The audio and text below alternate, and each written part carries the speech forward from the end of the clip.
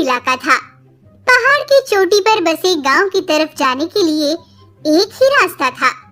मनोज नाम का एक युवक रोज उस रास्ते से एक छोटी बस में यात्रियों को लेकर जाया करता था। एक दिन वहां से गुजरते हुए उसकी बस के सामने एक हाथी आ गया। मनोज उसे देख डर गया। ऐसा रोज होने लगा, पर कुछ ही दिनों में मनोज को भी आदत सी हो जाती है। एक दिन मनोज खाली बस लेकर उस रास्ते से गुजर रहा था और क्या, हमेशा की तरह हाथी बस के सामने आकर रुक गया। मनोज नीचे उतरकर उसके पास जाकर बोला, अरे भाई, रोज यूं इस तरह बस के सामने आकर ठहर जाते हो, आखिर चाहते क्या हो तुम? वो हाथी कहता है, मुझे ये बस बहुत पसंद है।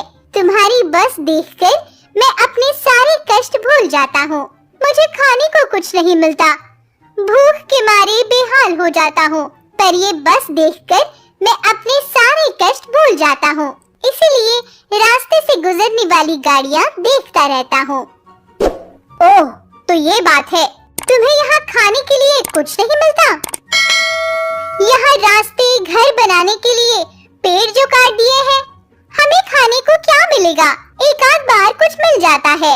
अच्छा, ये बात है, तुम चिंता मत करो, मैं तुम्हारी मदद करूँगा, लेकिन तुम यूं बीच रास्ते में गाड़ियों के सामने मत आना। अगर वो गाड़ियाँ तेजी से आ रही है तो उनके साथ भयंकर हादसा हो सकता है। और हाँ, तुम्हें भी तो चोट लग सकती है, सावधान रहना, ठीक है? हाँ, ठीक है, मैं आज से किसी भी गाड़ी के सामने नहीं आऊंगा। देखो, मैं कल से तुम्हारे लिए भोजन ले आऊंगा। यूं कहकर मनोज भी बस लेकर चला जाता है। अगले दिन हमेशा की तरह मनोज बस लेकर जा रहा था। हाथी बस के सामने आ जाता है। मनोज अपने साथ लाए हुए केले उसे खिला देता है और आगे चला जाता है। केले खाकर हाथी बड़ा खुश हो जाता है। दुनिया में ऐसे लोग भी हैं जो हमारे बारे में सोचते हैं। इसे और इसके परिवार को भगवान हमेशा खुश रखे, इन पर कोई आँच न आने पाए, यही मेरी दुआ है। हाथी मनोज के लिए प्रार्थना करता है।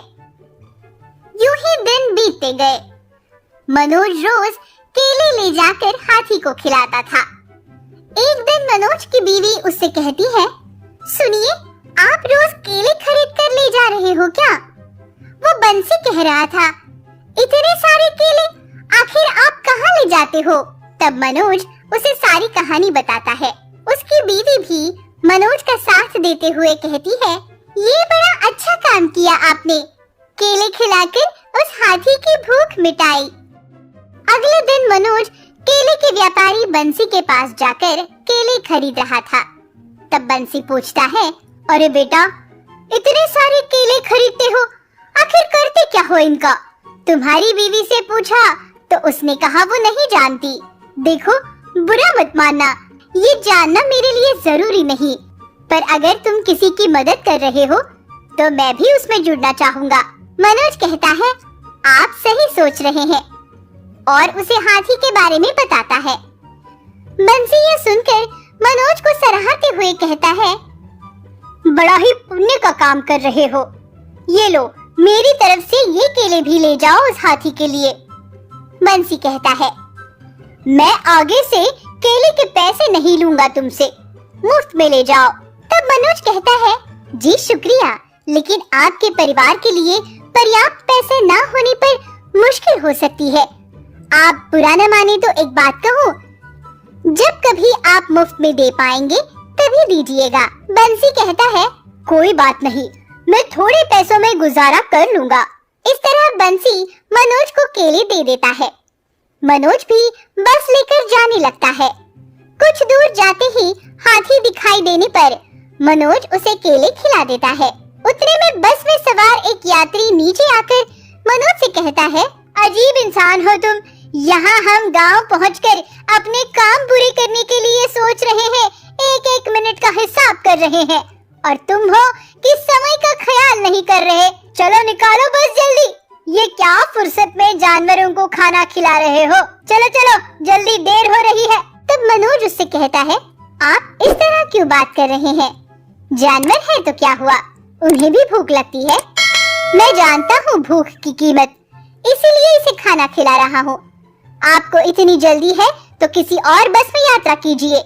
ये मेरी अपनी बस है, सरकारी बस नहीं, जहाँ मेरी मर्जी रोकूंगा। अरे इतने घमंड से क्यों बात कर रहे हो? इसे खाना खिला के तुम्हें क्या मिलेगा? बेवजह का खर्चा, और ऊपर से यात्रियों के साथ ऐसे पेश आ रहे हो। सुनिए, मैं किसी फायदे के लिए यह काम नहीं कर रहा हूँ। भूख क्या होती है जानता हूँ मैं, इसीलिए इसे खाना खिला रहा हूँ। ठीक है, तुमसे बहस करना मेरे बस की बात नहीं। और वो आदमी वहाँ से चला जाता है। हाथी ये सब देख मनोज से कहता है, मेरे लिए तुम इतना कुछ कर रहे हो, मेरी वजह से तुम्हें कोई तकलीफ हुई हो तो मुझे माफ करो। तब मनोज उससे कहता है, देखो, यूं किसी की बातों का बुरा नहीं मानना चाहिए, ऐसे बहुत लोग होते हैं।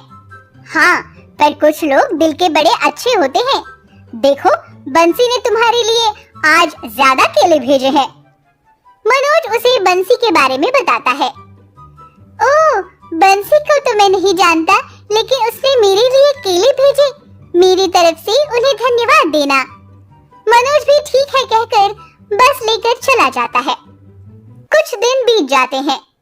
मनोज की तबीयत बिगड़ जाती है। वो सोचता है, हाय, हाथी भोजन के लिए इंतजार कर रहा होगा, पर मेरी तबीयत नासाज है, जाऊं भी तो कैसे? भगवान, मुझे जल्दी ठीक कर दो, वरना वो हाथी भूखा रह जाएगा। हाथी भी मनोज की राह देखते हुए, अरे क्या हुआ, आज मेरा दोस्त अब तक नहीं आया, सब ठीक तो होगा ना? हे भगवान, मेरे दोस्त की रक्षा करना, हाथी प्रार्थना करता है। अगले दिन भी मनोज की तबीयत ठीक नहीं थी। वो अस्पताल जाकर दवाई ले आता है। अपनी पत्नी से कहता है, शारदा, मेरी तबीयत जल्दी ठीक होने जैसी नहीं है, मेरा बुखार तो बढ़ ही रहा है, मुझे ठीक होने में थोड़े दिन लग जाएंगे। तुम मेरे भाई से कहना कि वो बस लेकर गांव चला जाए। इतने दिन बस नहीं चली तो नुकसान होगा और यात्रियों को भी तकलीफ होगी। शारदा भी ठीक है कहकर बस की चाबी लेकर अपने देवर के पास जाती है। मनोज के भाई शंकर से कहती है, शंकर, तुम्हारे भैया की तबीयत ठीक नहीं है। देखो, बस अगर नहीं चली तो नुकसान होगा और यात्रियों को भी परेशानी। तुम्हारे भैया ये नहीं चाहते, जब तक उनकी तबीयत ठीक नहीं हो जाती तुम बस चला लेना और पैसे तुम ही रख लेना। शंकर भी उसकी बात सुनकर, ठीक है भाभी, मैं बस चला लूंगा, खेती के काम भी लगभग हो गए हैं, आप भैया का ख्याल रखिए, मैं संभाल कर बस चलाऊंगा, आप चिंता न करें। शंकर बस लेकर चला जाता है। तब मनोज को याद आता है, अरे मैंने तो उसे बताया ही नहीं। क्या नहीं बताया? यही कि हाथी के लिए कुछ खाने के लिए ले जाए, वो राह देख रहा होगा, बेचारा भूखा होगा। हाँ, मैं भी भूल गई, शाम को बताती हूँ। वो शाम को नहीं, रात को देर से लौटेगा, तुम कल सुबह ही उसे पैसे देकर हाथी के लिए केले ले जाने को कहना। वो भी ठीक है कहती है। शंकर पहाड़ की ऊंचाई तक बस ले जाता है। हाथी दूर से बस देखकर, आह, कितने दिन बाद मेरा दोस्त बस लेकर आ रहा है। इतने दिन में परेशान था कि आखिर मेरा दोस्त कहाँ चला गया। और वो हाथी बस के सामने आ जाता है। शंकर को उसके बारे में पता नहीं था। वो हॉर्न बजाकर उसे भगाने की कोशिश करता है। हाथी टस से मस नहीं होता। गुस्से से शंकर नीचे उतरकर डंडे से हाथी को मारने लगता है। ए, हट जाओ रास्ते से, हटो, चलो जाओ। हाथी बेचारा वहाँ से हटकर दूर चला जाता है। अरे, ये तो मेरा दोस्त नहीं है, लेकिन बस तो मेरे दोस्त की ही है, फिर मेरा दोस्त क्यों नहीं आया? हाथी सोचने लगता है। अगले दिन सुबह शारदा शंकर को हाथी के बारे में बताने के लिए उसके घर जाती है, लेकिन शंकर उससे पहले ही बस लेकर चला गया था। उस दिन भी हाथी बस के सामने आ जाता है। शंकर गुस्से से डंडा लेकर उसे मारने लगता है। अरे, रोज बस के सामने आ रहे हो, मरना चाहते हो क्या? और शंकर उसे मार ही रहा था। मुझे माफ करो, मुझे माफ करो, मत मारो। हाथी उससे कहकर वहाँ से दूर हट जाता है। शंकर बस आगे लेकर चला जाता है। अरे मेरा दोस्त कहाँ है? इसने मुझे कल भी मारा, आज तो ज्यादा ही मारा। कल से बस के सामने नहीं जाऊंगा। हाथी यूं मन ही मन सोच लेता है। इतने में बचाओ बचाओ यूं आवाजें सुनाई देती है। कोई है, बचाओ, बस खाई में गिर रही है, कोई मदद करो। हाथी आवाजें सुनकर उस तरफ जाता है। बस एक टीले पर टिकी थी, जरा भी हिलने पर खाई में गिर सकती थी। डर के मारे बस में सवार यात्री चीख रहे थे, रो रहे थे। हाथी ये सब देख, डरो मत, मैं सहायता करूंगा, और अपनी सूंड से हाथी बस को आगे की तरफ खींचता है। सबकी जान में जान आती है। शंकर हाथी के पास जाकर, बहुत शुक्रिया, तुमने हम सबकी जान बचाई। मैंने तुम्हें मारा, बेवजह मारा, कष्ट दिया, मुझे माफ करो। तुम ना होते तो बहुत बड़ी दुर्घटना हो जाती। शुक्रिया। हाँ ठीक है, मैं मेरे दोस्त की बस देखकर रोज आपकी बस के सामने आ रहा था। तब शंकर को बात समझ आ जाती है। ओह, तो तुम्हारा दोस्त और कोई नहीं बल्कि मेरा भाई मनोज है। उसकी तबीयत सही नहीं है। शंकर हाथी को सारी बातें बताता है। हाथी भी ये सुनकर दुखी हो जाता है। एक बार मुझे मेरे दोस्त के पास ले चलो, शंकर से कहता है। शंकर भी ठीक है कहकर उसे मनोज के पास ले जाता है। हाथी को देख मनोज खुश हो जाता है। हाथी उसे देख रोते हुए उसका हालचाल पूछता है। मनोज भी, तुम चिंता मत करो, मैं अब ठीक हूँ, उससे कहता है।